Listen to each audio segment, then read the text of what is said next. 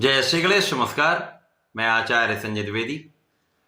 मेरे समस्त प्रबुद्ध दर्शकों का मेरे चैनल पर हार्दिक स्वागत है।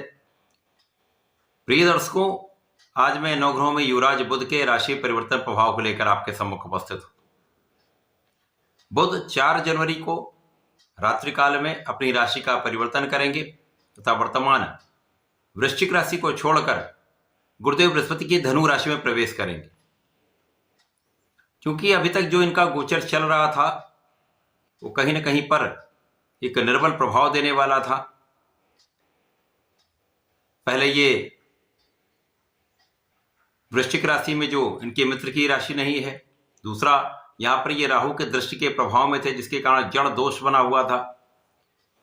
अब जब बुध पीड़ित हो जाते हैं, क्योंकि क्विक रिस्पॉन्स प्लैनेट बुध हैं जो अपना संपूर्ण प्रभाव अतिशीघ्र प्रदान कर देते हैं, अच्छी स्थिति होने पर सर्वश्रेष्ठ लाभ देते हैं। तो जब बुध पीड़ित हो जाएंगे, जड़ दोष में होंगे, तो निश्चित रूप से इनके कार्यकत्व के भाव में पूर्ण रूप से निर्बलता आ जाएगी, जिसके कारण पिछले कुछ समय से लगभग 1 माह से ये स्थिति बनी हुई थी, जिसके कारण समस्त क्षेत्रों में निर्बलता आई हुई थी। सभी क्षेत्रों में निर्बल प्रभाव प्राप्त हो रहा था, चाहे वो नौकरी का भाव हो, व्यापारिक भाव हो अथवा कोई प्रोफेशन हो, क्योंकि इस जगत में बुध के बिना कोई कार्यक्षेत्र संभव ही नहीं है। वाणी से संबंधित कार्य जितना भी है बुध के कार्यकत्व में है। ज्ञान, कैलकुलेशन, गणनाओं से संबंधित कार्य बुध के कार्यकत्व में है। जहां पर कला क्षेत्र है वहां पर बुध हैं, जहां पर व्यापार है वहां पर बुध हैं, जहां पर बुद्धि और ज्ञान से संबंधित कार्य, शिक्षा से संबंधित कार्य है वहां पर बुध हैं। तो बुध के बिना किसी प्रकार का कोई कार्यक्षेत्र हो ही नहीं सकता। तो जो समस्याएं चली आ रही थी उनके निस्तारण का समय अब आने वाला है, जब 4 जनवरी को बुध राशि परिवर्तन करके धनु राशि में प्रवेश करेंगे, जिसके कारण ये अत्यंत प्रभावी हो जाएंगे। बुध बलवान हो जाएंगे तो अपना संपूर्ण प्रभाव अतिशीघ्र प्रदान करेंगे, तो सकारात्मक परिणाम प्रदान करेंगे। आज मैं मेष राशि के लिए, जो मंगल की राशि है, बुध के इस राशि परिवर्तन का किस प्रकार का प्रभाव प्राप्त होने वाला है, किन किन भाव में प्रबलता आएगी, इस समय में आप कितना लाभ ले पाएंगे, अथवा कहीं पर कोई समस्या है तो उसका क्या निराकरण है, संपूर्ण विश्लेषण मैं पूर्ण तर्क के साथ करने जा रहा हूं। प्रिय दर्शकों, इस राशिफल को आप अपने लग्न तथा राशि दोनों के अनुसार देख सकते हैं।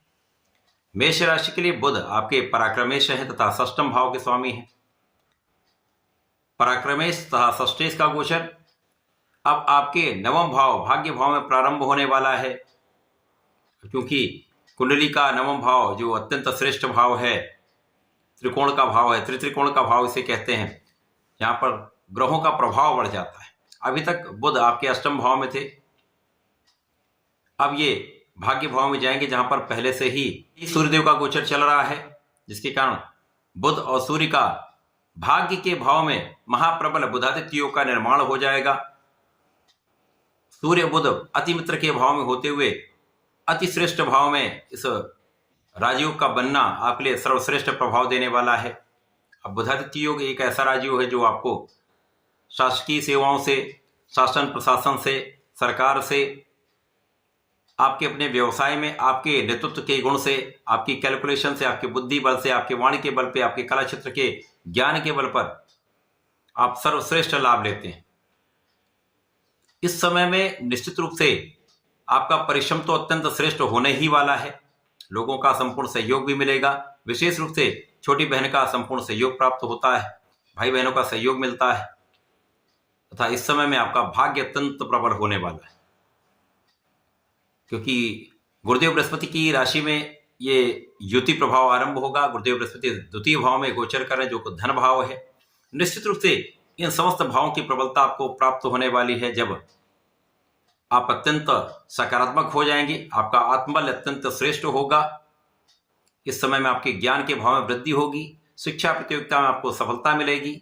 जो विद्यार्थी गण हैं उनके लिए एक अच्छा समय है, जब आप अपनी बुद्धि का सर्वश्रेष्ठ उपयोग कर पाएंगे। अपने आत्मबल के बल पर, अपनी क्षमता के बल पर आप बहुत अच्छा परिणाम प्राप्त करने वाले हैं। संतान भी बहुत अच्छी रहने वाली, संतान सुख भी प्राप्त होगा। तथा इस समय में आप धर्माचरण करने वाले, धर्म के मार्ग पर चलने वाले, न्यायोचित रहने वाले तथा आपकी क्षमता में कई गुना वृद्धि हो जाएगी। आपके कार्य क्षमता में भी वृद्धि होगी, आपकी अधिकार क्षमता में भी वृद्धि होगी। इस समय आप बहुत फोकस्ड रहने वाले हैं, सोच विचार कर कार्य करने वाले हैं, विचारशील रहने वाले, जिसके कारण आपके कार्य क्षेत्र में सफलता आपको प्राप्त होगी। अब इस समय में जो लोग नौकरी के लिए प्रयत्न कर रहे थे, नौकरी के लिए प्रयास कर रहे थे, सरकारी नौकरी के प्रयत्न में थे, तो उनका मार्ग प्रशस्त हो जाएगा, उनके लिए नौकरी का निश्चित रूप से योग बनेगा। जो लोग अपने कार्यक्षेत्र में नए अवसर की प्राप्ति चाहते हैं, उनके लिए अवसरों की वृद्धि होने वाली है। आपको आपके प्रोफेशन में नए नए कॉन्ट्रैक्ट मिल सकते हैं, व्यापारिक वृद्धि होगी, कार्यक्षेत्र का विस्तार निश्चित रूप से होगा, क्योंकि अब व्यापार के कारक बुध अत्यंत प्रबल अवस्था में है, भाग्य भाव में, तो आपका ये भाव अत्यंत फलदायी हो जाएगा। इस समय में आपके शत्रुओं पर नियंत्रण होगा, जो रोग चल रहे थे, जो कष्ट चल रहे थे, उनसे आप मुक्ति पाएंगे। इसी प्रकार से जो लोग ऋण लिए हुए हैं, उस ऋण को चुकाने का आप प्रयत्न करने वाले हैं तथा ऋण चुकाने भी वाले हैं।